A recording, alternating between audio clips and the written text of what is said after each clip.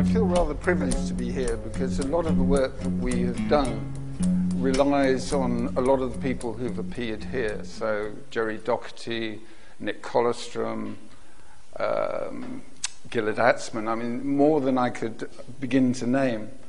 And so thank you for coming here and wanting to at least give me a shot at trying to explain to you how money rules.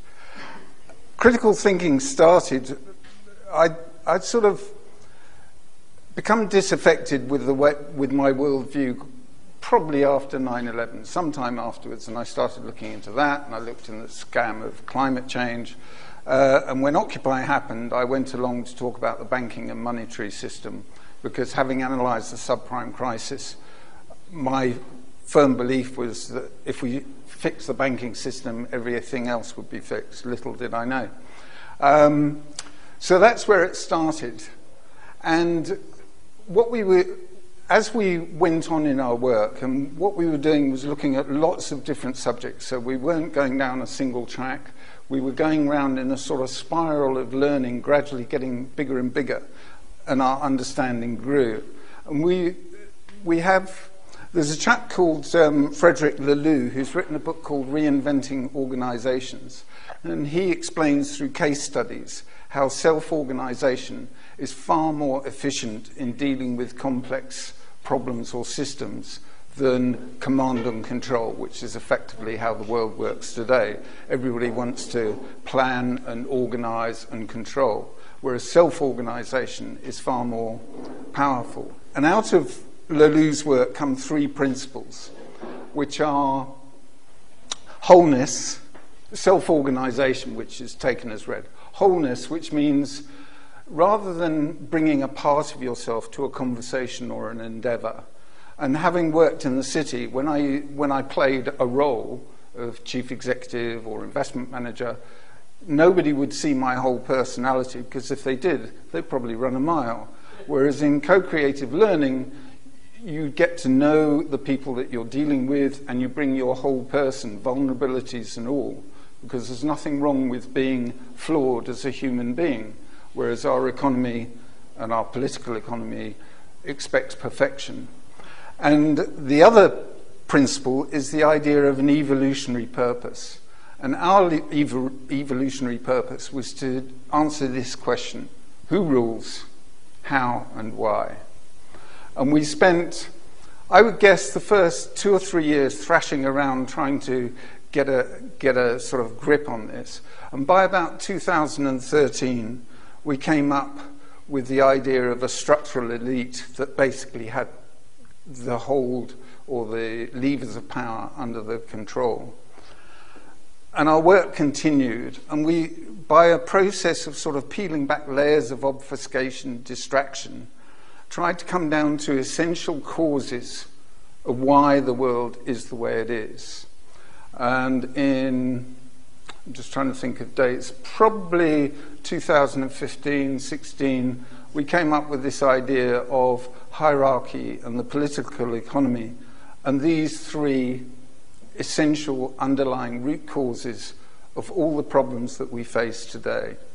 Usury, which goes beyond interest on money, but that's mainly what we're going to focus on. Theft of the commons, and institutional hierarchy. Now, having discovered this, or come up with the analysis that reveals this, the problem is that any group out there has their own silver bullet or what have you, and until you actually go through this process of what we've come to describe as co-creative learning, you cannot create a shared understanding of why the world is the way it is. So a lot of what critical thinking is doing is trying to share information to get other people to explore what we've explored from quite different perspectives, not necessarily follow the information trail that we've taken, but actually find their own information trail. Because my firm conviction is that if enough groups did this, we would create a shared understanding of what really is causing the problems in the world. And we'd come down to these three fundamental causes, as we've called called them. Now, these rather delicious-looking carrot cakes were baked by whatever number for an event we held, I think it was last year, I'd lose track of time, a cake and conversation event where we tried to explore with a new audience, people from the local community in Gospel Oak, these three ideas. I'm not going to talk a lot about hierarchy today, other than to say that it has emerged over millennia. It's manifest in the emergence of kings, the priesthood in Egypt, and there's a lot of deep occult or hidden knowledge which underpins institutional hierarchy, and that's the subject of a whole other talk, which I won't begin to go down that particular track. But that is one essential element. So usury on its own is not sufficient to cure our problems. This idea that we abdicate responsibility for ourselves and each other to an elected authority or a higher authority, however they achieve their position, is where we really say to them, you know, abuse me. That's really what we're saying to people when we give them power over us. Theft of the commons. The commons are essentially, you can describe them in two ways. The commons are things that are God-given, in other words, or universe created. They just are. Nobody's made them. So land, resources, water, air, the radio spectrum, etc. And then there's the concept of communally created value. So if you take somewhere like Bond Street, the people that create the value of Bond Street are the shoppers, the taxpayers who've paid for the infrastructure, all the shop owners combined create value, the shoppers themselves create value, the people who write about them create value, the people who produce videos create value. So there are many, many people that create the cachet value of Bond Street, which is probably the most expensive street in London, one of them certainly. And yet, the people who own the land on which those activities take place are the ones who get most of the profit. And that's really the fundamental nature of the theft of the commons, that we're being denied the means to life through the enclosures over the centuries and various other ways in which we've been denied access to the commons.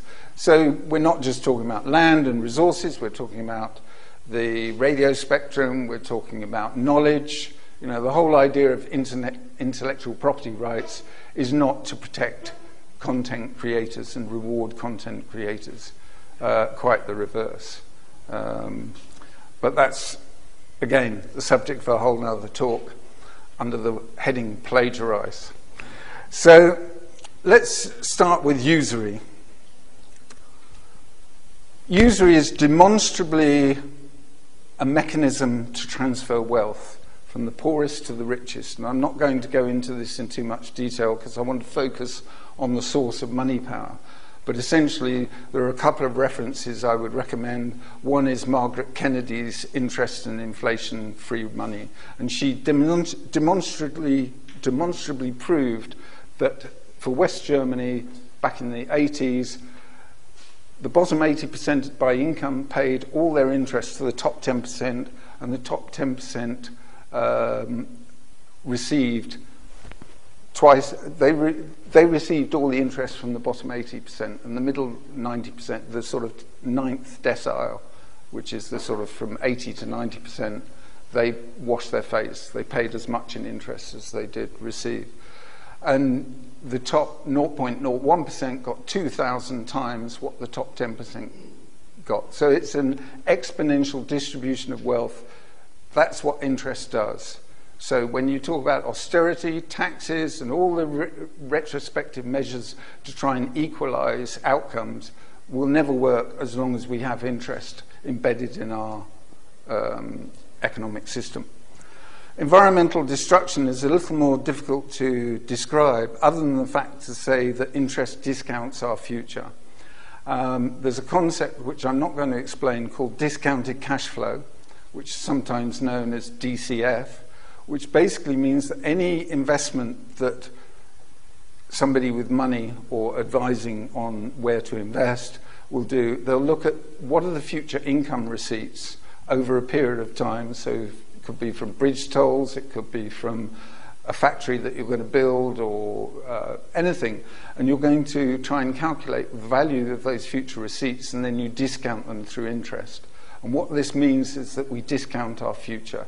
That's why we rip out stuff ever faster from the ground and dispose of it ever faster. And that's why we don't have enough planets to live off. So if we want to solve the environmental crisis, it's very easy. Get rid of interest. Or that would do a substantial amount to stop it. But what we're here to talk about today is money power and the source of money power. Now, money power, and I'm going to explain why, actually controls all of our institutions. So whether you're talking about banking, military, academia, media, religion, medicine, intelligence agencies, they're all controlled by money power. Primarily 8 banking families, of which the leading one is Rothschilds. And they have the keys to the kingdom in terms of they are the beneficiaries of the wealth creation of the planet, and we are farmed by the farmers who are collecting all the dividends from the wealth that we create. And that's what I'm going to be explaining as I go through. Now, in 2011, there was a study produced in, I can't remember the name of the university, but it's in Zurich, called The Capitalist Network That Rules the World. And what this study did was look at all the shareholders' registers and the directorships of 43,060 transnational corporations, multinationals, anyone who was conducting business around the globe. And of those 43,060, they came down to what they describe as a super entity of 147 corporations, which basically controlled 40% of that network. But even more, they controlled 60% of the network's turnover. So effectively, they have control of 60% of economic activity around the globe. And the implications of that are that basically if you control that much power, you control everything, which goes back to the pyramid as to why they control all these things, because they have extraordinary commercial power through these transnational corporations. And it gets worse or gets more interesting depending on how you look at it. Within the top 20, there are all the major banks that you would generally expect to be in there. Of the top 50 of this 147 super entity, 45 are financial companies. So they're either banks, insurers, and other sorts of financial companies. Now, our work at Critical Thinking, and we've been doing this since January 2012,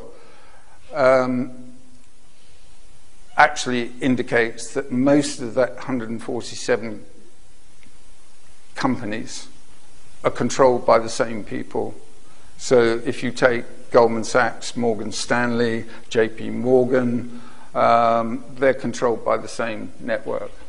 JP Morgan, who died, I think his estate was worth 83 million. He was the preeminent banker of his age. There's no way that he was worth so little unless he was acting as an agent for somebody else. And there are many examples. If you've come across a Rolling Stone article called The Great American Bubble Machine, written by Matt Taibbi, which I highly recommend, it explains how Goldman Sachs has engineered crises over the last century or so, and how they benefit. I would say, look beyond Goldman Sachs, who's actually pulling Goldman Sachs' strings. So I think you need to get into the mindset that when they talk about this corporation, Deutsche Bank, for example, Deutsche Bank is controlled by somebody else. It is not an entity of itself. So this network is extremely powerful. And I want to, in trying to explain how this has come about, I'm going to try and do it in 3 continents. or three centres, financial centres. And I'm going to start with the UK, because that's what I know best. I've worked in the UK financial services industry for a few decades. If we go back to 1694 and the establishment of the Bank of England, that was to lend money to the monarchy.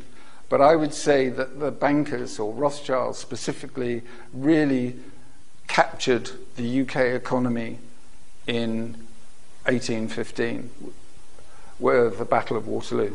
Have I got my date right for the Battle of Waterloo? Good. I carry so many dates, I'm never quite sure whether I've got them all lined up correctly. And the tale is told that, there are corruption. I saw a corruption of this story in The Independent, which was suggesting that Nathan Rothschild went to Waterloo and made his way back, all in time to make a killing on the stock exchange, which is absolute garbage. The reality is that the banking network that the Rothschilds set up over 5 continents, when Mayer Rothschild sent his 5 sons to various capitals, there is an intelligence gathering network which is run by the banks, which is why when you talk about the CIA, Mossad, MI6, MI5, Pakistan's ISI, they're all working for the same boss. Yes, a lot of the people working within those agencies haven't a clue. They feel that they're working for the US or the British government or whatever, but they're not. They're working for the banks. So what Rothschild did, he had intelligence that Wellington had won the Battle of Waterloo, and he stood on the steps of the stock exchange looking very morose, and basically had a network of agents who started selling.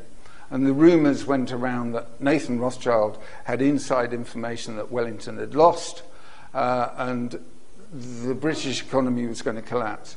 And the prices went down and down and down. And then, when the moment was right, he told his agents to reverse and sweep up all the assets that had been dumped at knockdown prices. And that's when Rothschilds bought the British economy. So that was, if you like, phase 1. And there have probably been successive phases, but I'm going to talk about a phase that I'm intimately familiar with. When I came into the finance world in 79,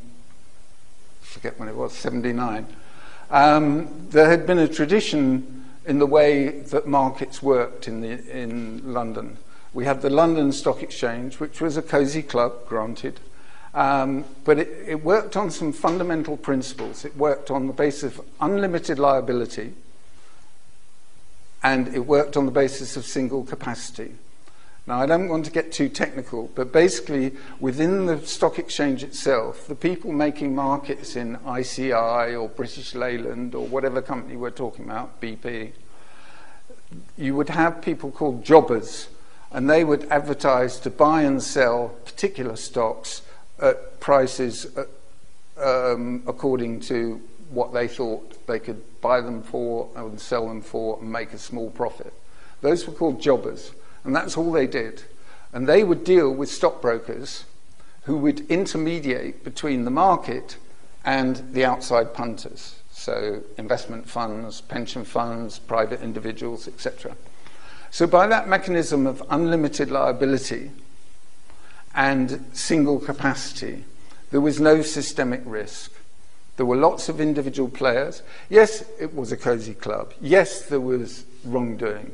But the stock exchange had a policing mechanism. It worked on the basis that everybody was in the club, and if somebody was egregiously criminal, then they would be blackballed and they would be dispensed with. And merchant banking worked in a similar fashion. If you were raising money for a company, the merchant banks also operated under unlimited liability. And in 1986, after lobbying by the bankers, these people that we see here, that was all swept away with the Financial Services Act of 1986. And I lived through this and watched it happen. I was running an investment management company that had to deal with all this change in regulation. So we went from a self-regulating market into this sort of panoply of regulation. And essentially what happened very quickly is that the market changed. So the market, broadly speaking, looked a bit like this. That's a distributed network. So there were lots of individual players making their own decisions as to what to buy, what to sell. So it was a reasonably effective functioning market. Yes, it had its problems. There were bankruptcies, but there was never any systemic risk that was going to bring down the whole house of cards. I'm not saying this in defense of the market back then. I'm merely trying to say that it was, however bad it may have been then, where we've got to is far worse. And the reason being that very quickly, those individual partners of stockbroking firms who operated under unlimited liability and jobbers, they were very quickly bought up by the major banks. The big banks started to buy up all these guys, and you've been running your own business, you've been on unlimited liability, which means you could lose your house, everything be thrown out on the street, and suddenly a bank comes along with a big wad of cash and says, we'll give you a company car and you can do what you like. I mean, I'll tell you a small story. I was charged with sorting out one of these companies that had been bought. They bought a load of stockbrokers. I worked for Jardine Matheson, and it was losing money hand over fist, but that's another story. But what was indicative of the change in attitude was one of the partners. I insisted on having all the bills coming to me to be signed before they would be paid. And this bill came across my desk for £2,000 for a month's worth of cigars for one of the partners. So they'd gone from a position of being wholly responsible for every penny that they spent, and they would never have allowed, his partners never would have allowed him to spend that money on cigars in the old system. But suddenly, because there was a disassociated shareholder, they could do what they liked. So accountability disappeared from the system, so much so, and I'm going to explain why, but we've gone from a few players controlling everything to actually central command and control. So that has happened over the last, 86, past 3 decades this has happened. And most of the people working in the industry, and I did this talk, not quite in the same vein, I did this talk in the city recently, which had quite a dramatic effect. It was a debate, and 18% of the people, the proposition was that regulation has made the world a safer place. And I was fighting against that. And 18% of the audience shifted their view over the course of the debate because they were unaware of a lot of this. So the reason we get these boom and busts is because the people with the experience who know what used to be, they know what's happened, they can see the big, long picture. Those people get paid off, get big pensions, and so all that knowledge is lost, and the cycle goes round again, and everybody gets fleeced again. That's the way the game works. So, sorry, I got a bit carried away. Now why do I say that we're at this point, that we have central command and control? And I come back to the central banks, that the central banks are actually controlled all by the same person, people, group of people, cabal. Every central, and I'll come on to this, but in the same way that the Bank of England essentially took over the UK economy in 1694 with its formation, in 1913, the US economy, which was supposedly, the US was ostensibly independent from the Crown. I think I've learned more and more to suggest that the state of independence was never as clear-cut as we've been led to believe. But anyway, however independent it was between 76 or 81 when the war finished, up to 1913. However independent it was before, it ceased to be an independent nation in 1913. And I would strongly recommend The Creature from Jekyll Island by G. Edward Griffin, which explains how Rothschild's agents basically captured the the US financial system. So in the same way that the UK has been colonized, the US has been colonized, the ECB has been colonized, and of course Japan has been colonized. Another person whose work that we've relied on a great deal in our work is a chap called Richard Werner.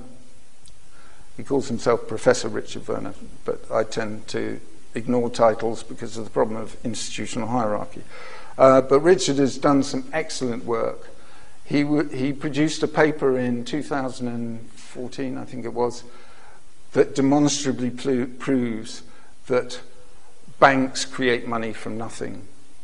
Because everybody talked about fractional reserve banking and this is the way it works, etc., etc. He proved that the loans come before the deposits. So it's a scam. Basically, when you walk into a bank and sign a piece of paper, it's your signature on that piece of paper that creates the money for the loan. His Princes of the Yen is a book, but it's also a film, and it's well worth watching. He also worked for Jardines, but a different branch of Jardines. I didn't know him back then, but because I was in London, he was seconded from Jardine Fleming to the Ministry of Finance in Japan, and he had a ringside seat through the Japanese readjustment program, shall I call it. If you don't follow markets, this probably doesn't mean much to you, but through the 70s, 80s to the end of 1989, the Nikkei stock index, which was the main board indicator for the Japanese stock market, went through the roof, and everybody was saying how wonderful Japan was, this, that, and the other. And then it turned. And I remember going to the Gulf and meeting executives from Nomura and saying, when's the Japanese economy going to turn around? And they'd say next quarter. And you see them again, and they say, when is it going to turn around? And say next quarter. And, Japan has been in this long, slow, deflationary readjustment. And what Richard demonstrably shows is that this was all engineered by the Bank of Japan, the Central Bank of Japan, by what they call window guidance. So they were restricting credit in order to contract the economy and create the conditions so that they could re-engineer the whole economy. So this is basically, that's another central bank answerable to the Bank of International Settlements in Basel, Switzerland. The Bank of International Settlements, if you read about it in the financial press, you think it's some sort of worthy, independent body. It is nothing of the sort. It's a private institution like the IMF, like the World Bank, like the European Reconstruction Bank, and all the other banks that you hear about. These are private enterprises that are created under the auspices of the banking families, and the Bank of International Settlements controls all. In the same building in Basel is something that's been created since the subprime crisis in 2008 called the Financial Stability Board, and it's chaired by our very own Mark Carney, governor of the Bank of England. There's a little story about the Financial Stability Board, which I think is often worth repeating. I've written about it, and I'll talk a bit later about where you can get to information, and shown this video that is really well put together in explaining. Who remembers HSBC coming to an agreement with the SEC for money laundering on behalf of drugs cartels and terrorists? You all remember that? Right. The Department of Justice, in other words, the people who are capable of indicting people for crime, were warned off prosecuting HSBC and its senior executives for money laundering on behalf of drug barons and terrorists by, wait for it, people on the Financial Stability Board. Who were they? Mark Carney, chairman of the governor of the Bank of England, George Osborne, Chancellor of the Exchequer on the Financial Stability Board, and Adair Turner. Who was Adair Turner? He was head of the FSA, which was at that point the chief regulatory body in the UK.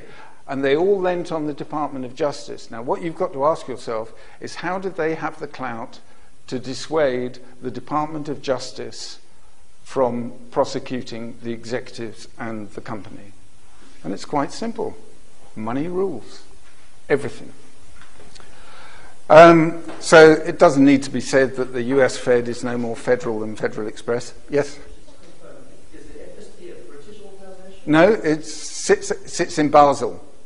It's not a. There are other people on the board. Those were three that I thought were particularly interesting because they were the people who lent on the Department of Justice in the US. But yes, there are other people, and I'll talk a bit about references afterwards. But this is an excellent reference. Stephen Mitford Goodson died possibly prematurely, in which case we would know why. Fairly recently, but he was a one-time board member of the South African Reserve Bank, and he famously said, "It's neither South African nor does it have reserves." And he's written this excellent book, A History of Central Banking and the Enslavement of Mankind. So as well as Edward G. Griffin on the creation of the Fed, I would strongly recommend this if you really want to understand how banking rules the world. This is the way it works, which is why we have, oops, gone one too far, which is why we have this. So the idea, when people talk about markets, we have in this vision, there's buyers, there's sellers, there's lots of different players, all making their own decisions, and everything comes together in a free market. Bollocks. It's all driven by this. So indicative of how this works is after the 2000 or during the 2008 credit crunch, and I know that I've lived and worked this stuff for decades, and so please stop me if there's anything you don't understand.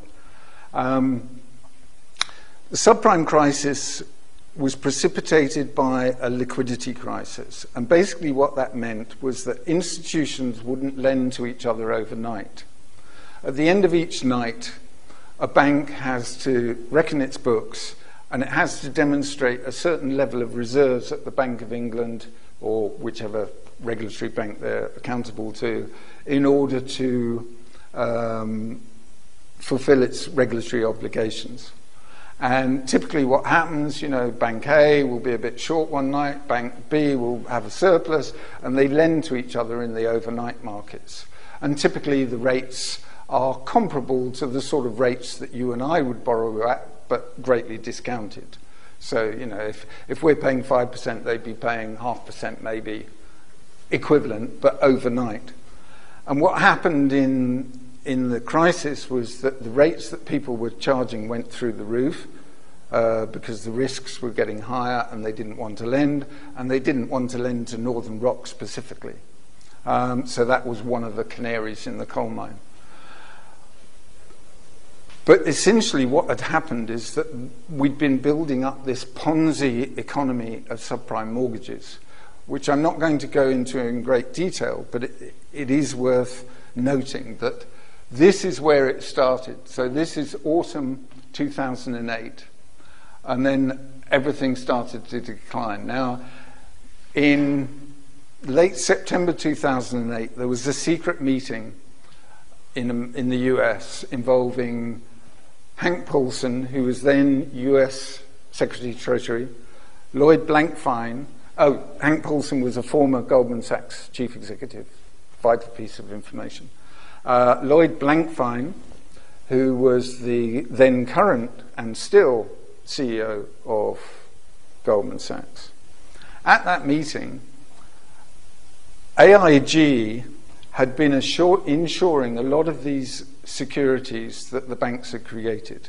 So if you lost money, you could go to AIG, American Insurance Group, and they would pay out if the thing went bust. That was essentially the game.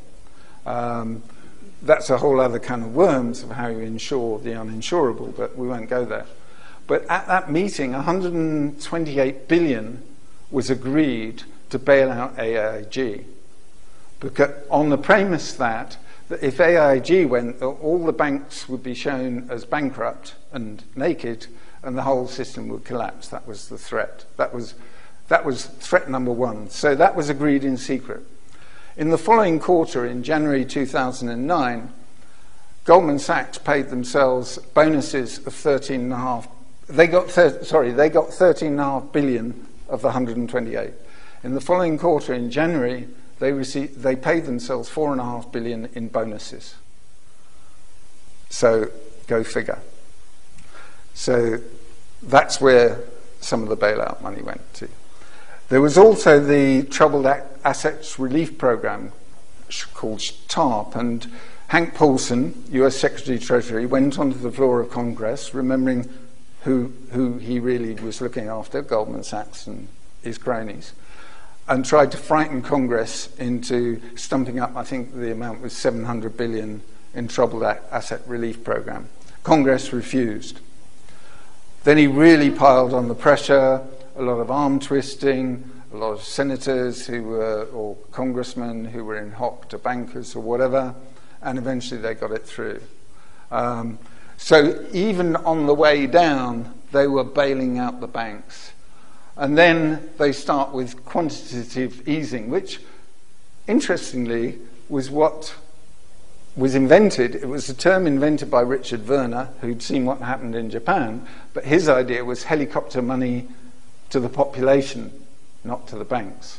In other words, you feed money to the population, they will go out and spend and do things, and we'll all be back to the races. So that was his idea. So the Japanese did that, didn't they? Not really. Well, I remember them giving big chunks of money to the population. Everybody got 500, maybe 500,000 or something. But I remember their population. Oh, well, maybe they did, but it didn't work because they continued going through the...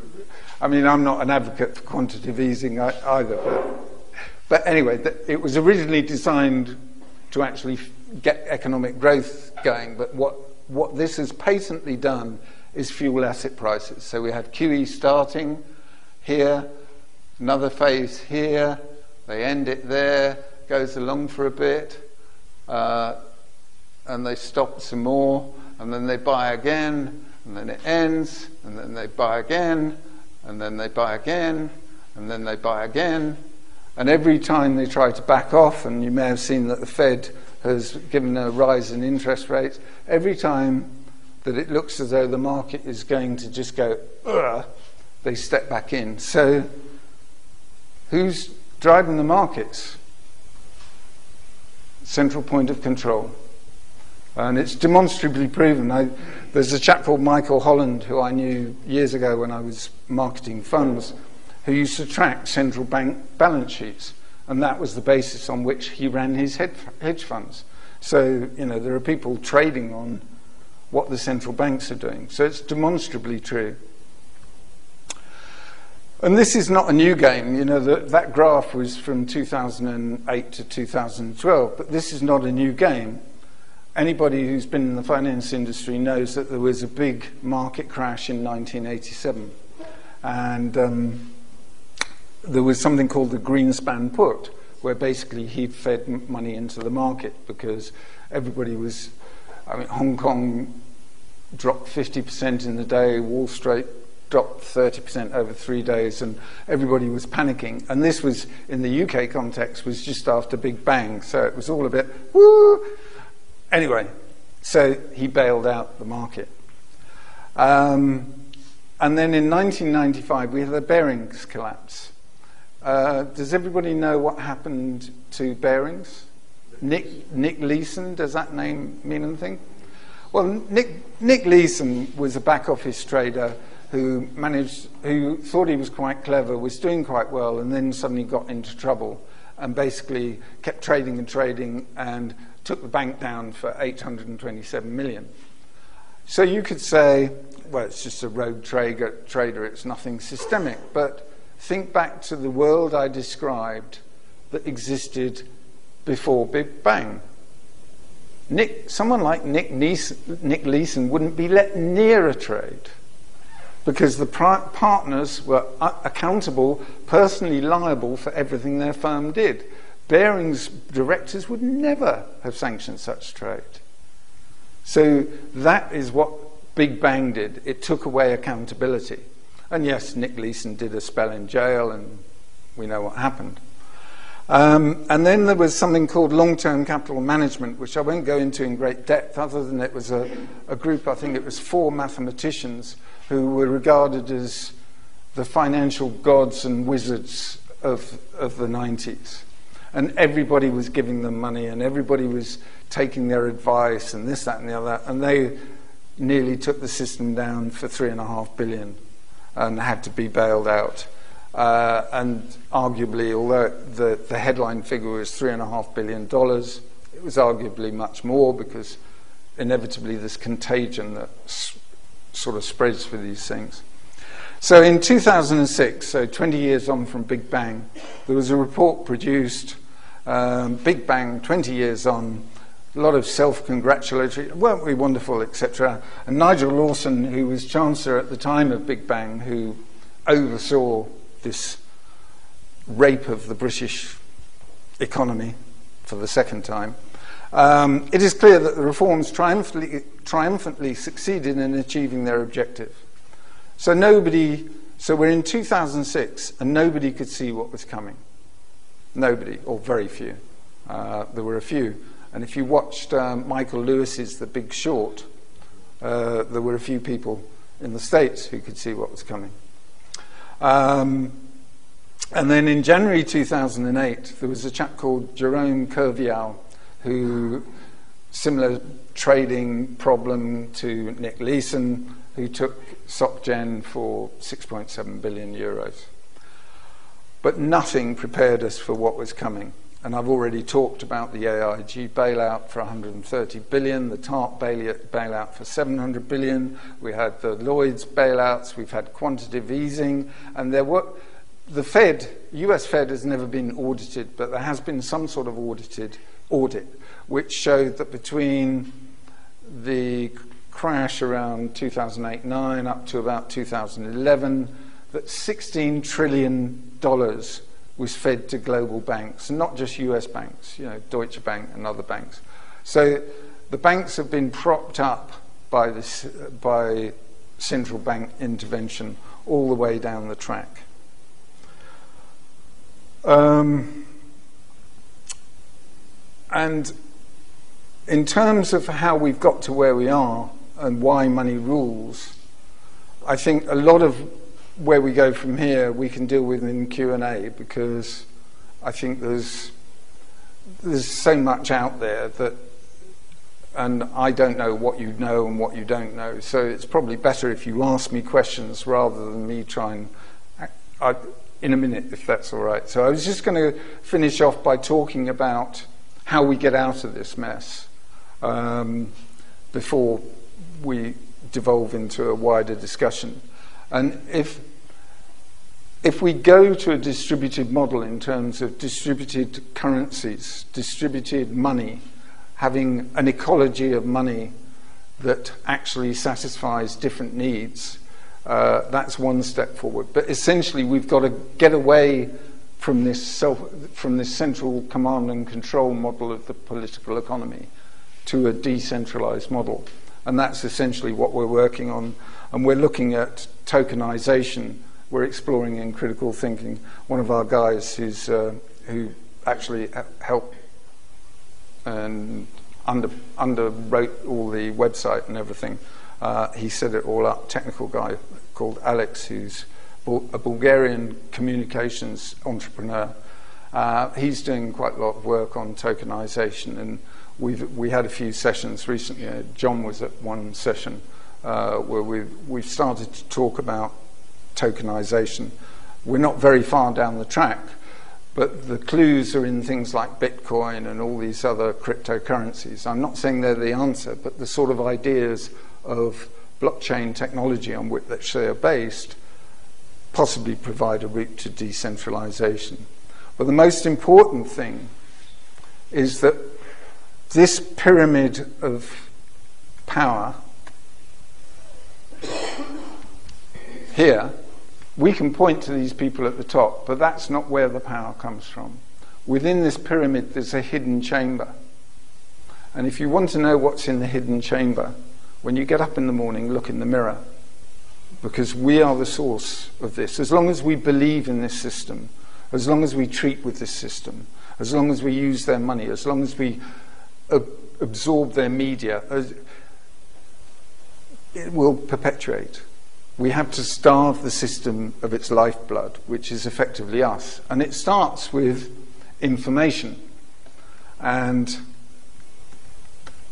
our methodology at Critical Thinking has has evolved over the period.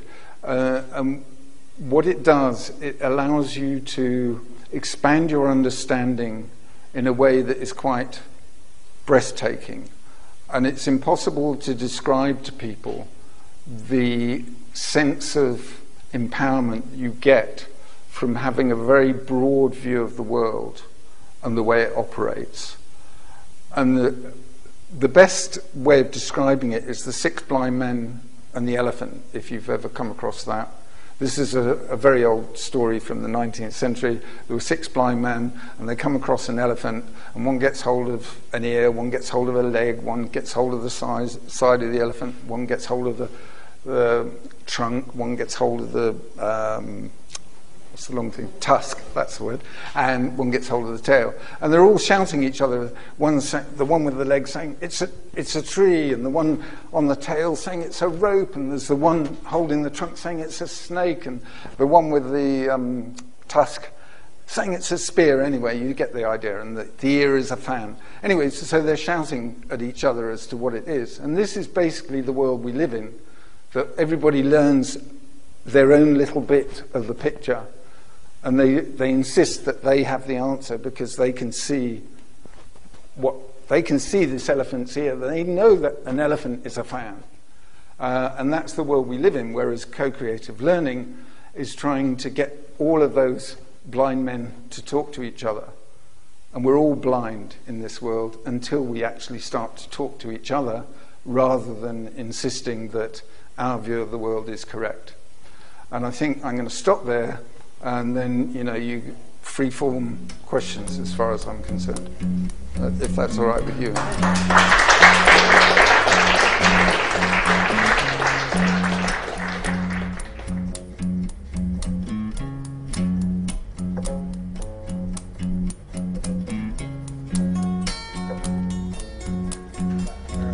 It is now global, and the World Bank is one of the major agencies leading the charge for the shock doctrine in the UK and everywhere. So everywhere is subject to the shock doctrine, and if you want assistance from the World Bank or the IMF, then you have, as a government, then you have to privatise all your resources and basically impoverish your people. That's what happened in Bolivia, and I can't remember, I've lost track of the dates, but when the population rose up and basically refused to be deprived of their access to water. And that's why we've got the independent, thus far, government of Evo Morales in Bolivia. There were more, but they've fallen a bit like ninepins. Sorry. Have you read, in relation to what you talked about, loans from the World Bank, etc. Have you read Professionalism in Economic Theory? Yeah. John Perkins? Yes. Yeah, very good. I mean, there is plenty of evidence out there that, the World Bank are basically part of the infrastructure of economic hitmen. Because I confuse that with the Bank of International Settlement. Well, the Bank of International Settlements is quite different in that it doesn't have any customers. It's basically the central banker's bank. And basically, this is the way this pyramid of control works, and it's effective in so many ways. I worked in the city for years, and I knew directors of Rothschilds.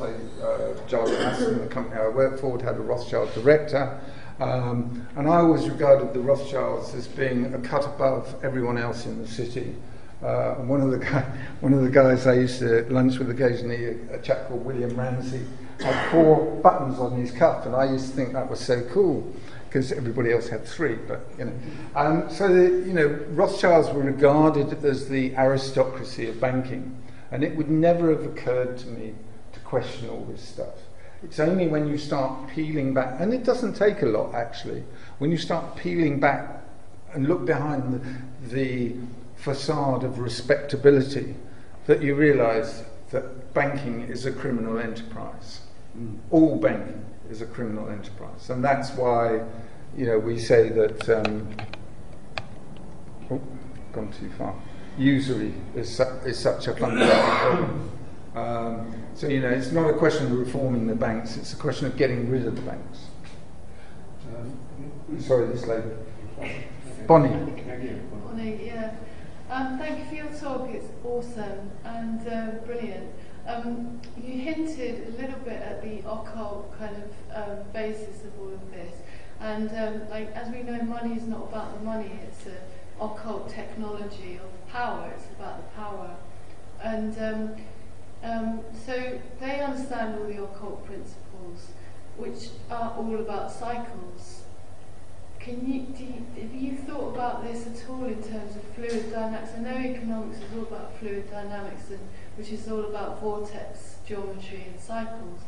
I'm wondering whether you've been thinking about it in those terms at all?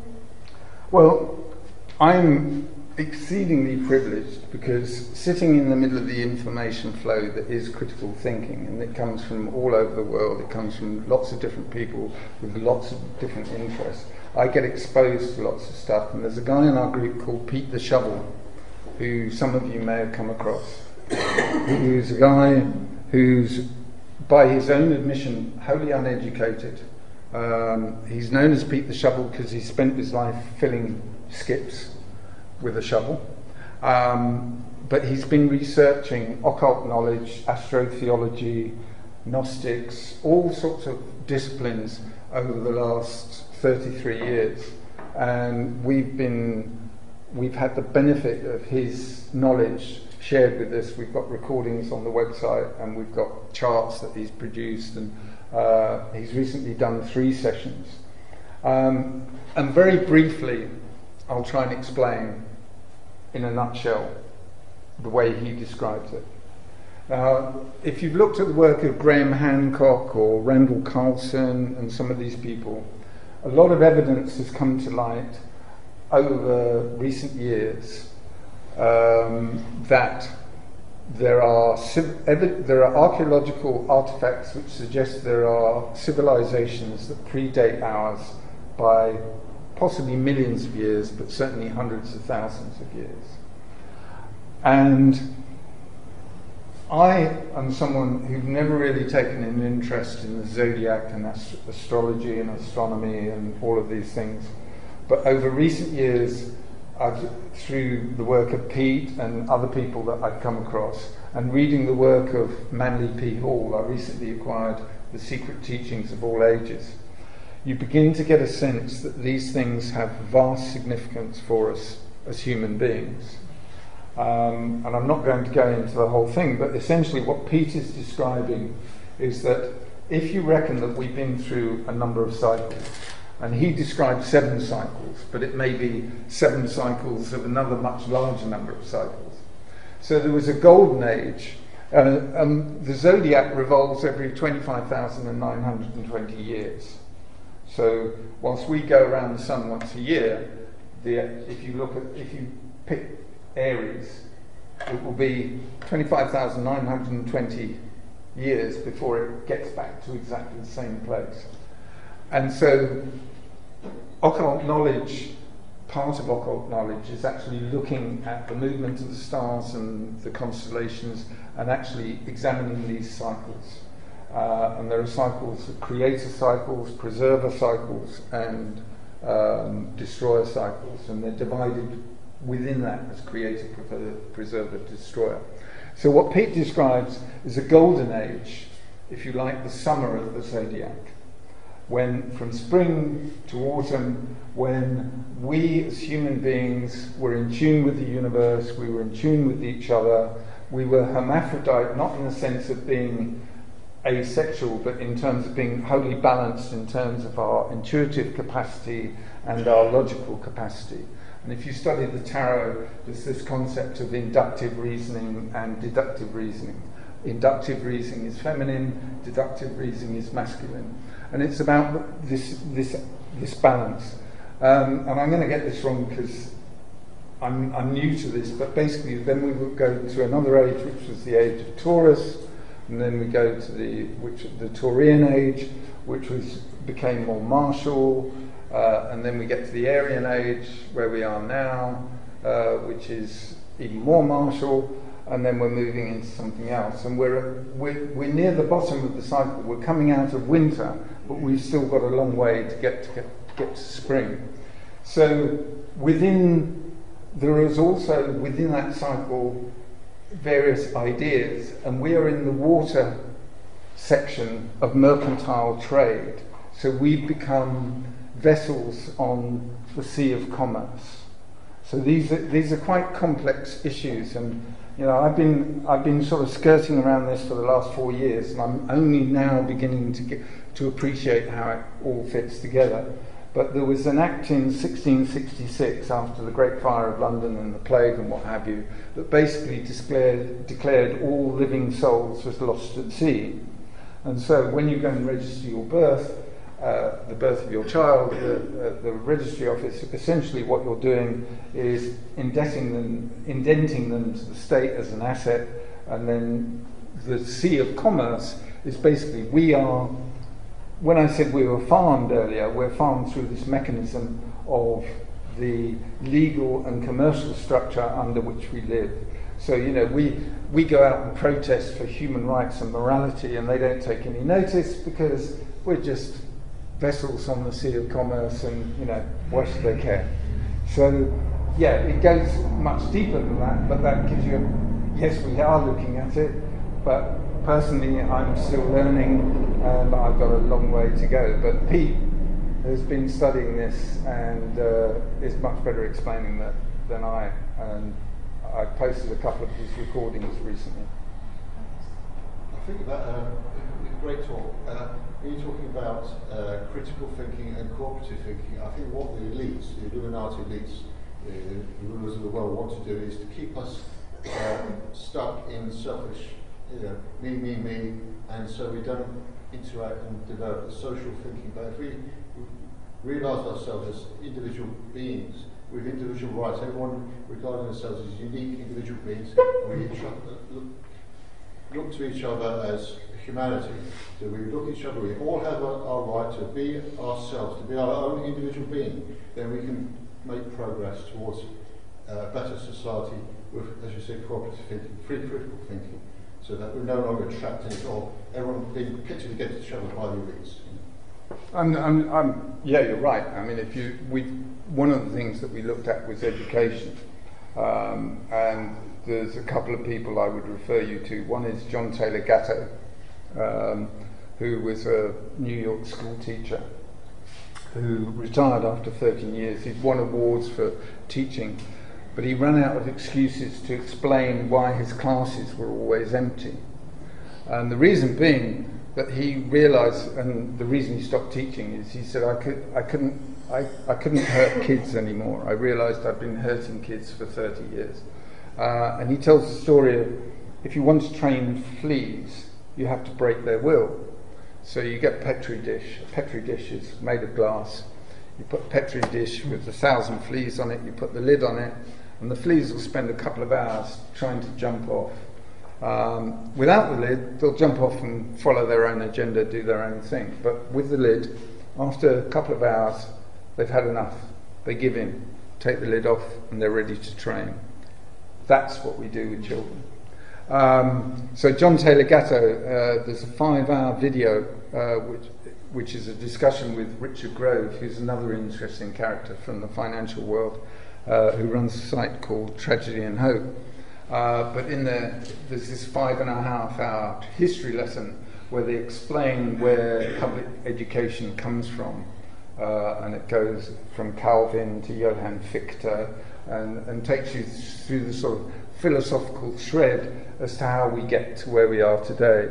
And the other one is a youngish writer who used to write for Global Research, but I haven't seen much of his stuff of late, called Andrew Gavin Marshall, I think his name is, who wrote this brilliant essay where he'd researched, and it's quite long, but he researched how Rockefeller captured and Carnegie captured the public education system in America, the universities, and they have a central board. I've forgotten what it's called, but basically they created that. So basically, what people are taught in schools is what the structural elite want us to know, and the antidote to that sort of ignorance is co-creative learning, which is not about standards and tests and curriculum. It's about asking questions and finding answers from lots of different perspectives, because when you look at a question from more than one perspective, you actually begin to see the real shape of what you're talking about. Whereas if you say, well, I will go to the world's expert on climate change or whatever it may be, and there is no such thing, incidentally, you'll get his particular view, but it won't necessarily be the right view, no matter how many people agree with him. These things are not determined by popular vote. It's again based upon a pyramid structure. Yeah, looking to authority, sure. looking to authority. You had a question? Yeah, basically, I think it was Nixon in the early 70s got rid of the gold standard, didn't he? And it's had repercussions around the world. And there's talk about a global reset of currencies. In your financial travels, where have you found that to be going? Is it another level of the Rothschilds that they're imposing, or what? I think these things become ideologies. And I think, certainly, if you were to ask me today what is likely to hold its value when the shit hits the fan, as it undoubtedly will, and it looks as though things are unravelling very fast now, then silver and gold are, and I'm not giving investment advice, I'm not allowed to give you investment advice, but I'm giving my opinion that silver and gold will probably hold their value as fiat currencies plummet. Yeah. Does So it have to be physical? Physical gold, yeah, not ETFs, not shares, not bits of paper representing the actual stuff you can bite and stick under the bed and melt into whatever. Sorry, son. Clive, I was just going to say, on the subject you talked about just now, you know the website usdebtclock.org? Yeah, I've used your recommendation. I posted it. Did you see? Yeah. That trust silver and gold? Yeah, basically what Simon pointed out to me at the last meeting, wherever we were, in a pub somewhere in North London, about this US debt clock site, which is really interesting. And it showed the ratio of the number of dollars to ounces of gold and dollars to ounces of silver in 1913. Can you remember the figures? No, not exactly. But it's about 5,000. From memory, today, the ratio in 1913 for gold was something like $30, $27 or $30. Today, that ratio is 5,000 and something. I mean, you can argue on many different levels what gold should be worth. It's currently trading at 1,400. I write a daily newsletter which you can subscribe to at Free Critical Thinking, where it's not so much me writing as sharing links and trying to put some sort of context of our analysis on it. But last November, I've been waiting for this collapse for 4 years at least, because it's inevitable, it's going to happen. But because the central banks keep feeding money in, it keeps kicking the can down the road. But sooner or later, confidence will be lost and the whole pack of cards will fall. And what I said last November, I think, was once gold goes through $1,400 and it was trading around $1,300, then we're probably on our way to a full-blown collapse. We passed that threshold about 6-8 weeks ago. So it has been artificially suppressed for some time now. Oh, for years. The central banks, through ETFs, futures, options, through all those agency banks, they've been manipulating the gold and silver markets And they to won't keep be the able price. to hold it down much more. When you talk about physical gold, I did this talk on regulation and central banking a short while ago. No, it's not so short, it's last December. And I looked up a study for the ratio of physical gold to paper gold, so ETFs, futures, options, etc. And again, I've forgotten the numbers, but it's something like 300, I don't know, I've seen various figures between 200 and 300 times the amount of gold in paper. So all those people who bought bits of paper saying, I've got an ounce of gold, when they go and redeem them, there's no gold there. So that is going to create mayhem. That's why you have to have the physical metal. And for silver, it's 577 times. That number I do remember by that particular study. And so GLD and SLV aren't silver or gold, are they? That's Sorry? what GLD and SLV, that's what they're trading on the stock exchange. Oh, right. Paper instruments of supposed value, but Yeah, you have to buy the metal. Yeah. Buying an index is another. Exchange traded funds. I won't go into any great depth, but they came about. I used to manage money and used to buy various things. I tended to deal in stocks and shares and gilts, things that I understood. When they brought out ETFs, it bothered me, and it still bothers me. And yet, all of the people I meet in the city, they're hailing ETFs. I was at a lunch a few months ago, and I said, well, is there actually physical backing for all these these exchange-traded funds? And this particular group who were hosting the lunch, I can't remember what the firm was, said, oh yes, everything is backed by, we have the stock to deliver. But not everybody does. So I have no idea how much is virtual out there. But if you look at derivatives, the subprime crisis was a similar structure in terms of you have all these virtual securities sitting on a small amount of real value, for want of a better way of describing it. And the value of derivatives, the last study I looked at with any seriousness, which was over a year ago, there's reckoned to be 700 trillion in derivative value. So that's this huge balloon sitting on this very small amount of economic activity. So when that balloon goes pop, this goes and disappears. Sorry? How significant is it that Russia and China have been buying up considerable amounts of gold? I think it's significant. I think what's really significant is that Gordon Brown sold us. But, $200 an ounce. No, But I think when it was at the last point, wasn't it was around $300 or something like that. Yeah. But I think in terms of the structure, and I was saying to someone outside, and this is not my PC, so I might have the slide on me, but I won't bother trying to show it. But essentially, last November we produced a document which was a sort of amalgam of our analysis as a sort of quick reference guide for the yellow vests in France as to how the political economy works, and tried to lay out in very brief terms the structure of the world and who controls it. And there's a little chart that essentially has at the top the Rothschilds, i.e. money power. At the next level, Israel. And the reason it's Israel is geopolitical in terms of its positioning, but also because of its technological stranglehold on the world's infrastructure system. So mission critical weapons, financial systems, infrastructure systems.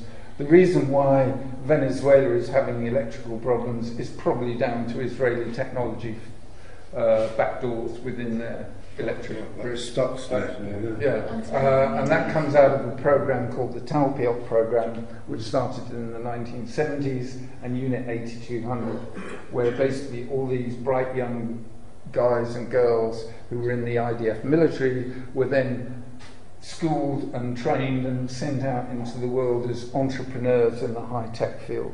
And all of the high-tech companies now have R&D facilities in Israel. And Netanyahu brags about this on YouTube, you know.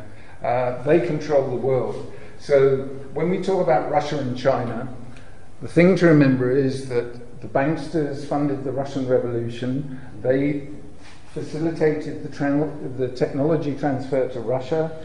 They facilitated everything that's happened since. And Vladimir Putin, for all that he's been an independent force in some respects, is no savior. If you look at who he sits next to, he sits next to Chabad Lubavitch, which is this shady organisation which seems to be enmeshed in every government around the globe. And I posted today on something called the Noahide laws. That's something we need to be aware of. So Russia's captured. So under Israel, you then have the US, Europe, UK, broadly in a bloc. You have Russia and you have China, and they're all controlled by the same forces. So this supposed, you know, when you read in the press about the Americans are doing this, the Russians are doing that, the Chinese are doing that, it's all orchestrated from above. It's just theatre. So Chairman Mao Zedong went to Harvard. He was skull and bones alongside Bush Senior and others. Again, technology transfer to Japan was deliberate in order to create. The Rothschilds have been in Japan for God knows how long. I worked for Jardine Matheson, and I knew when I worked for them that they were involved in the Opium Wars. But you know, this has been going on for centuries. So it's all about global control at the end of the day, and money is just a route to do that. Somebody had their hand up. Sorry. Well, that film you showed us earlier, Prince of the End, excellent documentary. What I got from that was that the rise of the Japanese economy, when it was, you know, the tiger, at that time it was all a command economy run by the US, really, because they, you know, sure, post-war, all that really sharp growth, all that real growth from Japan, all happened under a command economy. And then I can't remember the dates, but they maybe late 70s or something. They just put it on the free market kind of thing, and since then the economy just gone wow. So basically they sold it all off to the mates. And, yeah, you know. that was the readjustment. Sorry, we were. I just wondered what role you think cryptocurrency will play in that. I think cryptocurrency is a great idea. The problem is most people don't understand what we're talking about when they talk about cryptocurrencies. And I would recommend a James Corbett video called The Bitcoin Psyop, in which he explains the Bitcoin Psyop, P-S-Y-O-P, as in psychological operations. Because basically when you say to someone Bitcoin, blockchain, cryptocurrency, or any of those related words, they all think of that as being one thing. And I'm not going to try and emulate what James says, but basically the crucial things to remember is, one, is it properly encrypted, end-to-end encryption? Two, is it permissioned or non-permissioned? Now, a permissioned ledger, the blockchain is essentially a record-keeping mechanism. So most of the world runs on the basis of centralized registries. So if you buy a boat, there's a register for your boat, and there's a register for your house, there's a register. So these are all centralized, controlled records, ledgers. The idea of a distributed ledger through the blockchain is that nobody actually controls the ledger. It's a composite of all the nodes or computers on the network that hold the record, and they all agree, and it's reconciled on a continuous basis. Now, there are energy ramifications to that, but I won't get into that. There's also the advent of quantum computing, which could revolutionize that, and that's sort of theorizing beyond where we want to get to tonight. So this idea of non-permissioned is very important. In other words, there is no centralized control. So I think cryptocurrencies, not as being pioneered by the Bank of England. Now, one of the ideas that we thought was a great idea during our lesson of discovery was this idea of a citizen's dividend. that we share the wealth of the commons and everybody should have it. And we were also in favour of doing away with bank-created money. And we spent quite a long time talking to Positive Money, which was started by a gentleman called Ben Dyson. What we have now is Ben Dyson is working for the Bank of England. So what we have coming together at the moment is a digital currency which won't be non-permissioned, it will be permissioned. It will be tied to some sort of universal basic income, the means to life, which can be shut off just like that. Guy Standing, who was the pioneer, and we've referred to his work, and he's done some great work with the basic income pilot in India, was at Bilderberg in 2018. So all of these good ideas, like Bitcoin or whatever it may be, the system is impeccable at colonizing, infiltrating, remodeling, and turning it to their own devices. And that's why we have to do our own thing independently of the system. Alison? Permissioned or Sorry? Permissioned or not permissioned? Basically, Bitcoin is a non-permissioned ledger, which means, and this is why you have to do the data mining. And there's a whole backstory to who Satoshi is, whether Bitcoin is a CIA operation, etc., etc. So, you know, there are many layers to this cake, and I'm not giving you advice to go and buy Bitcoin. Max Kaiser would give you advice to go and buy Bitcoin, but he has a vested interest in encouraging you to do so. And I like Max Kaiser, I think he does great stuff. But permission is creating a digital currency under central bank control that they can orchestrate. So it's no different to fiat currency. Sorry, Alison was first, I think. Just as an illustration of what you've just been saying in your question, I came across a Twitter account yesterday called @Neo-Nazi Wallets.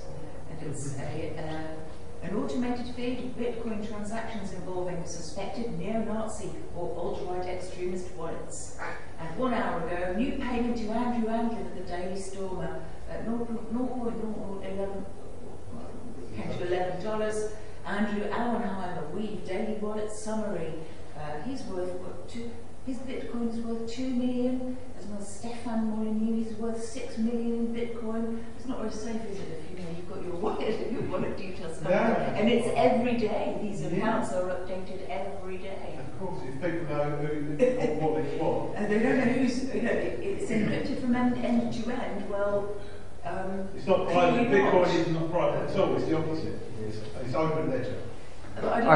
I was at a cyber security conference in the city a few weeks ago at Charles Stanley, which is a broking wealth manager house. And it was a really good talk. And during the talk, they showed us a snapshot of the dark web. How many of you have been on the dark web? Right. It's like eBay, isn't it? You can buy people's credit card details, you can buy passport details. It's just like shopping on eBay. So, unless you understand what you're doing, my personal advice is only do what you can understand, and if you feel confident enough to make a judgment.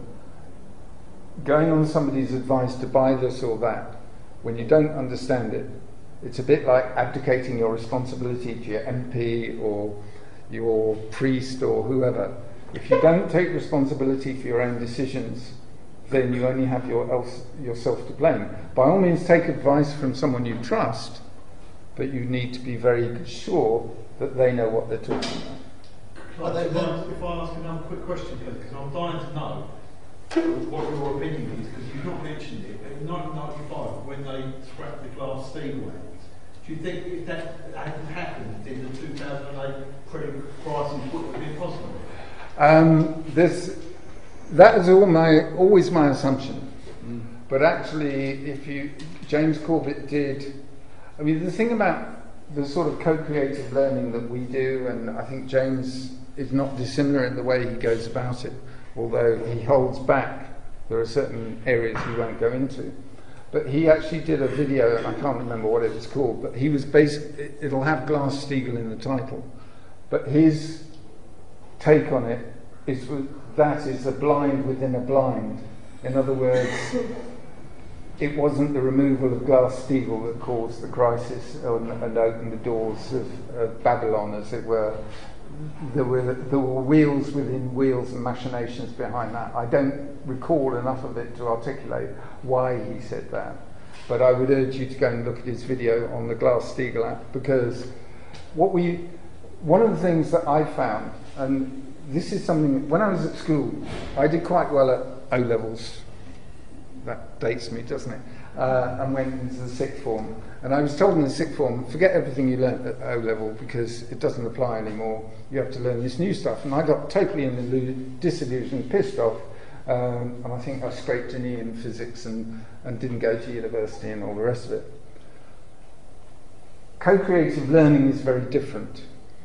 What you need to do is absorb information, fit it in your matrix of your worldview that you happen to hold at that particular time, but hold it with tentative conviction, because what is invariably going to happen is that you're going to come across a piece of information from a different perspective that throws a different light on things. So Glass-Steagall is a classic case, because everybody says it's all Clinton's fault and that bastard Robert Rubin, who was the US Secretary at the time. If they hadn't done that, the subprime crisis would never have happened. I think that's not as clear-cut, and generally these things are not as clear-cut. I think the subprime crisis happened for a whole host of reasons, and I've done a few talks on this, where essentially everyone in the train, if you watch The Big Short, which is a really good movie, I think if you're not a financial person, I think it's understandable. And certainly from a financial perspective, it stands up to scrutiny. But everybody in the chain was incentivized. So you had these hookers and girls working in massage parlors who were, one of them had 5 mortgages. And these guys from Wall Street were saying, no, I don't want a massage. Now, you've got 5 mortgages? How does that work? And she said, oh, well, the price keeps going up. And I keep, anyway, and then he talked to the realtors, and they were all making money. And the rating agencies, between 2000 and 2006, the ratings agencies' turnover went up 4-fold because they were colluding with the issuing banks. So the issuing banks were making money. The banks that originally gave the mortgage were selling them on, so they didn't have any accountability. Back to this idea of accountability and liability. So nobody had any liability, and everybody had every incentive not to ask too many questions or think too deeply. And these guys were going, in the film, they're going about America scratching their heads, is this real? They just couldn't believe it. And for 2 years, they were shorting, who's the guy, Christian Bale plays this rather sort of hippie-ish fund manager, and he's shorted, he's taken his clients, he's got these really heavy hitting clients, and he's shorted the subprime market, and the market keeps going against him because central bank money and banking money was propping the thing up, betting against him. So anyone with lesser nerve would have folded them and walked away from the poker table, but he hung in there, as did these other guys. But more power to them, because the system is so powerful. Did you have a question, Mike? You had your hand up. Alison's got one whilst you're thinking. What's your views on the recent events or recent happenings with Deutsche Bank? Deutsche Bank has been bankrupt for some time. That's an open secret. Well, all banks, yeah. After the subprime crisis, you had this troubled asset relief program, which ostensibly took bad assets off the bank's books. They sold them to the central bank so that they had cash to reinvest. The problem is that this system works on the basis of virtual assets. So a lot of the securities, the bank's balance sheets, they're supposed to hold a certain amount of capital. And I won't go into the technicalities, one, because I don't know it, and two, because it's not necessary. But essentially there are tier 1, tier 2 and tier 3 type capital. There are various layers of capital, and you have to have a certain minimum. So you might have to hold a certain amount in a certain type of security, which is deemed to be pretty solid. So it might be US T-bills, for example. What price US T-bills is anyone's guess, but that's another question. And then you can hold stocks and shares, and they'll discount that. And then you can hold derivatives, and they'll discount that. The problem is a lot of these banks are holding securities that are marked to a value that doesn't. When everybody's selling, that value will not be there. And this is the whole. When the crisis hit, I went to meetings. I belong to something called the Chartered Institute for Securities and Investment. I go to meetings and I talk about the scale of these banks, and I talk about the fact that nothing was being done about all of this toxic stuff which washing about that everybody agrees has a value that, you know, when push comes to shove and it has to be sold. And I can't remember the guy's name who authored the report on how they were going to make the banks more safe in this country, but it was heralded, it was reams of paper, but it was bollocks, because basically when the system goes down, who is going to pay what for what? They won't pay for the securities that Deutsche Bank hold, they won't pay for the banks that Barclays hold, that HSBC hold, that JP Morgan hold, that Bank of America hold. They're all Ponzi schemes. And it comes back to this 700 trillion balloon sitting on, you know, $2 or $3 trillion worth of global turnover. I don't know what the global turnover of the world economy is, maybe 5 trillion. I don't know, I guess. But, you know, this is a huge bubble that is going to engulf it. And they've just been pumping and pumping and pumping. What should have happened in 1987 is that people should have lost money, people should have gone bankrupt, and people like me should have been thrown out of a job. But that didn't happen. It didn't happen in 2000, the dot-com boom. It didn't happen with long-term capital management, and it certainly didn't happen in 2008. Had the banks all been nationalised and managed down to nothing and got rid of all this proprietary trading, we'd be living in a very different world by now. But money power doesn't want that. Who rules? Did you see the end of the film, The Big Short? He gave forth the idea that in fact the banks knew damn well what they were doing.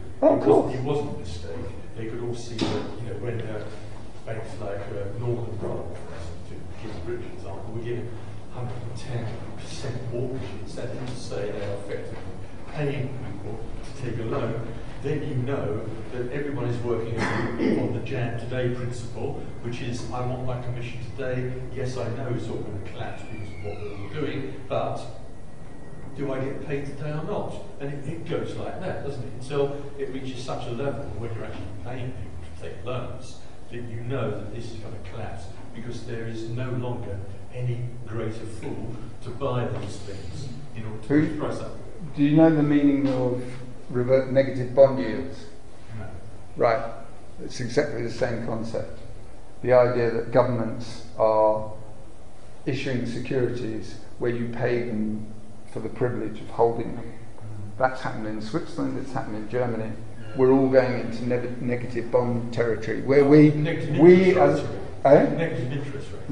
interest rates are effectively you're being charged for the privilege of lending your government money. That's where we're at. But going back to this idea of everybody during the subprime crisis knowing what was going on and collusion and what have you.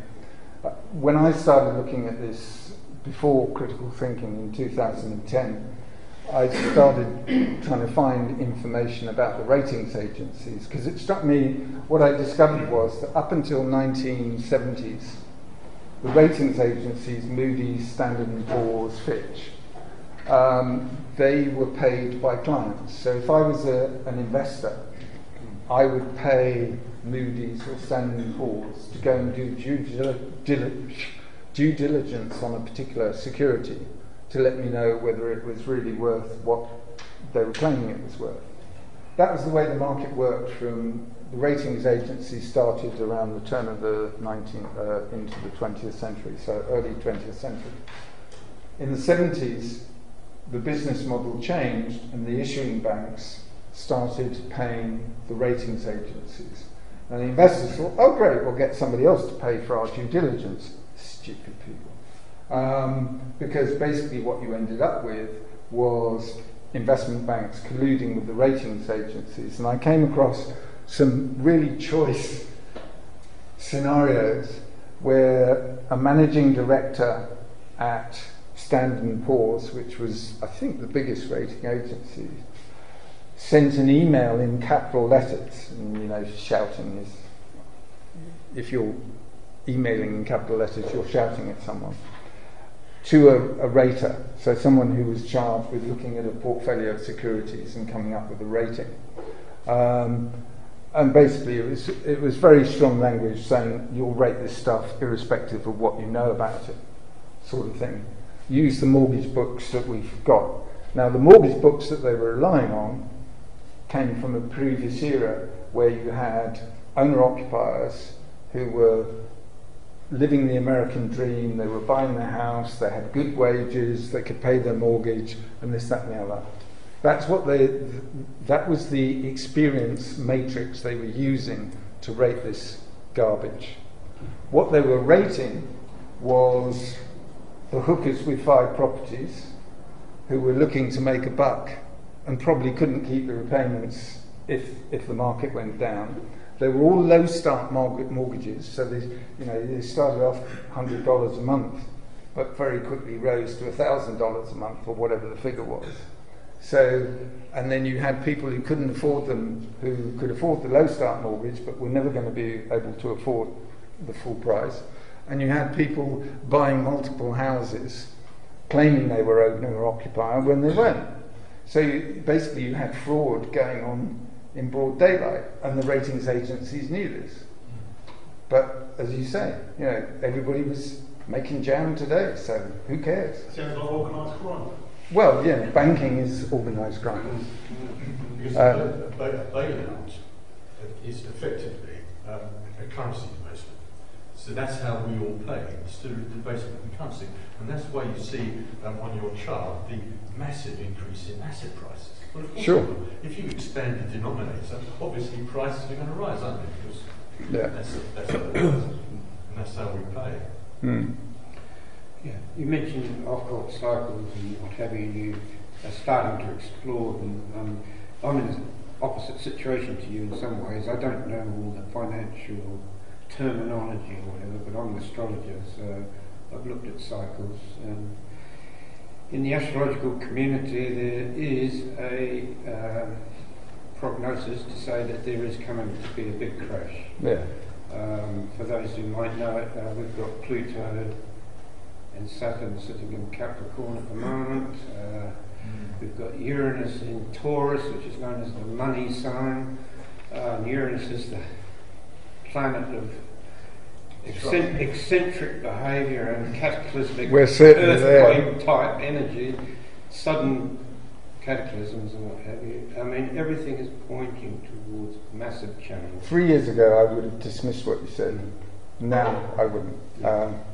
Because, and my understanding is not so granular as to identify specific events or situations, but I just have this overwhelming sense that we are governed by universal cycles. And the other thing I've learned over the last few years is that all this sort of Darwin evolutionary theory and what have you actually ignores the reality of what we are and what everything is. It's all vibrating energy within space.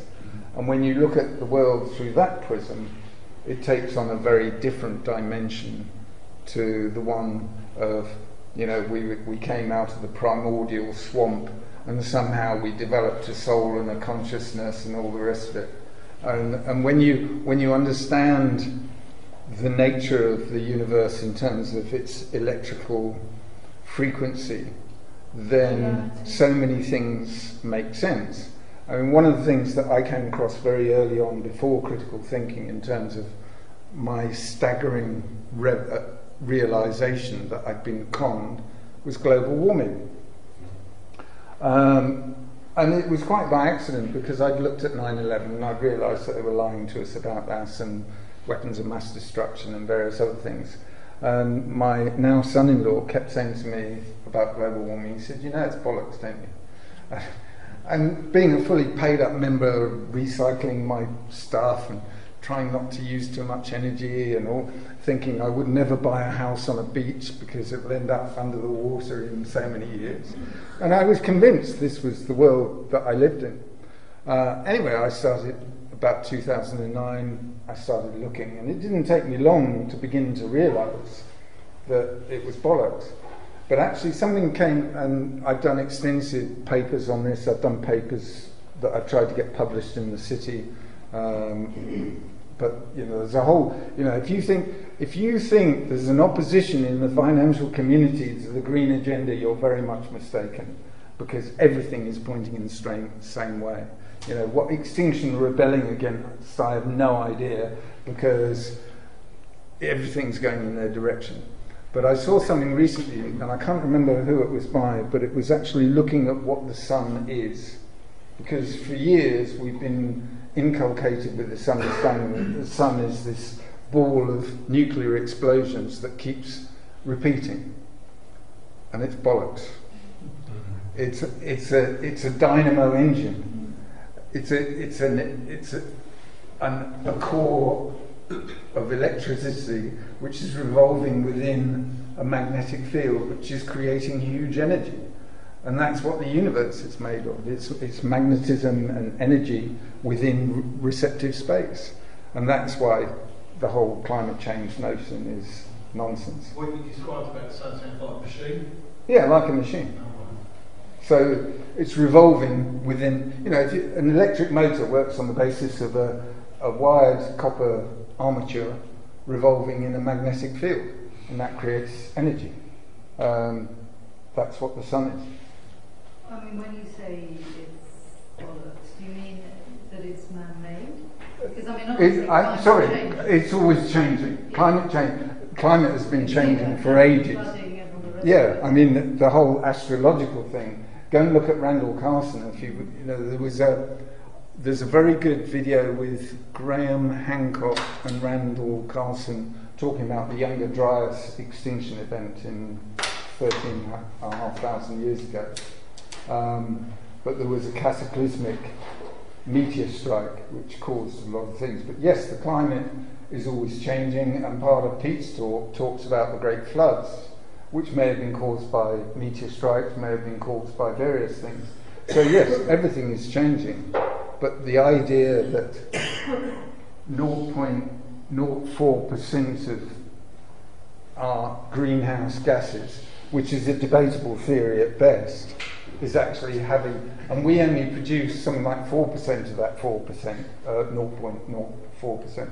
The idea that that's changing the world's climate is just nonsense, because for 800,000 years at late, measurable years, CO2 follows temperature by a lag of about 800 years. So yes, man-made. The headline of the Times yesterday, I noticed it was hottest year ever, 10 hottest years ever since 2002. Yeah, this is the latest. How do they know? They're not growing vines in Yorkshire, as far as I know. Incidentally, on that, just briefly, this paper I've tried to get published in the City is about systemic risk in climate change, and that we have a little ice age that's probably coming down the track very quickly. And indicators of that are crop yields are collapsing around the globe, which means that growing cycles are compressing. They had Colorado in late June this year, and there was something else that is quite spooky. Oh yes, we talked about they always talked about the Arctic being ice-free and shipping would be going everywhere. There's a live shipping site you can go and look. I can't remember the address. And there are no ships traversing the Arctic. And in fact, I saw a photo recently of a Russian icebreaker actually stuck in the ice in midsummer. Sorry, Roy. Yeah, just, you know, climate change is partly man-made because the climate change agenda came around about the same time that they got control of the weather. Well, yeah, weather sense, control is very much on the agenda. So also the climate agendas, their cover for using what they have as weapons. And all the bankers are still investing in beachside residences and especially condominiums in Florida and all these places. Some years ago, I posted an article which showed Rothschild investments in weather channels and weather-related enterprises, and it was quite interesting during the California fires. I can't remember which year it was, but I did write about it. All the vineyards around Napa Valley were affected, except the Rothschild estate. Say no more. Neil, sorry. You spoke about the structure. We know that the Rothschilds do control the money. They obviously have overall power. You then said Israel's in the middle, was pulling the strings of the sort of Europe, US, China, and Russia. How do we know? How can we evidence? How can we explain to people why exactly Israel is in the middle? It comes down to, we've been trained to think in terms of courts of law, right and wrong, dialectics. If you cannot prove this to me, then I will dismiss your whole case. And that's a very clever trick, because our analysis, critical thinking's analysis, is not built upon proving every individual point. It's about pattern recognition, essentially. It's about looking at relationships, looking at events, looking at context, looking at structures, looking at incentives, looking at penalties, looking at cui bono, who benefits. That is the most important question to ask in most of these situations. And when you look at it from lots of different perspectives, then you're down to probabilities and pattern recognition. And when you get a pattern on a pattern on a pattern on a pattern that just keeps repeating, and every event and every issue can be explained through the prism of our model, which I've described briefly but not in great depth, everything can be explained. Yes, it has to be modified, the Glass-Steagall Act being a case in point, that, you know, we get details wrong. You know, 9/11 was an inside job. You don't have to know how it was done, who by, or whatever. You just know it's an inside job because there are so many inconsistencies in the official narrative. So my approach to people is, if there's an area that they're interested in, I will share with them information which throws different perspectives on their beliefs. And if they engage, fine. If they don't, forget it, because they're not going to engage, move on to the next person. But we're going to win this war one conversation at a time.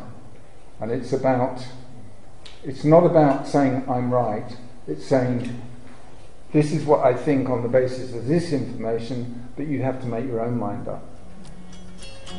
Yes, well, I think I've outlived my